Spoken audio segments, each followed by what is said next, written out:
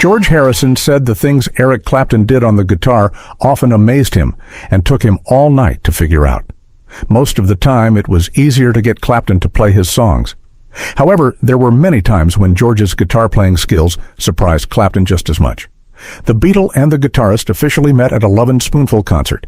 The Beatle thought the guitarist looked lonely, and Clapton might have been. However, George soon realized that maybe that wasn't such a bad thing. George envied Clapton's freedom. He was allowed to work on anyone's music, something George couldn't do as much, being tied to the Beatles. The pair quickly became friends. When the Beatles began recording the White Album, George was at his wits' end with his bandmates. No one would help him on While My Guitar Gently Weeps, so he asked Clapton. George told Guitar Player that letting Clapton play on the song didn't hurt his ego. "No, my ego would rather have Eric play on it," George explained. "I'll tell you, I worked on that song with John, Paul, and Ringo one day, and they were not interested in it at all, and I knew inside of me that it was a nice song."